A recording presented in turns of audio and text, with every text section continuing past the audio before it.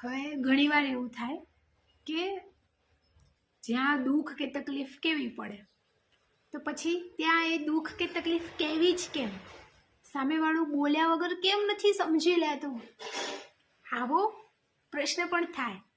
પણ યાર કેટલાક લોકો નથી સમજતા બોલ્યા વગર, કેટલાક લોકોને સમજાવવું પડે છે, કહેવું પડે છે. જેમ બધાને બુદ્ધિ નથી દીધેલી કે જ્યાં કીધા વગર, જતાવ્યા વગર અને સમજાવ્યા વગર એ સમજી જાય. પ્રભુએ બધાને સરખા નથી બનાવ્યા. તો ઘણીવાર એવું થાય કે તમે બધું દે કરતા હોય, લાગણીઓ, પ્યાર, વિશ્વાસ બધું જ, પણ સામેવાળાને ખબર જ ના હોય.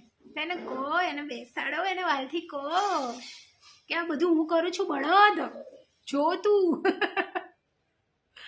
અને ધ્યાન દે ભાઈ, તું પણ મને વાલ કર.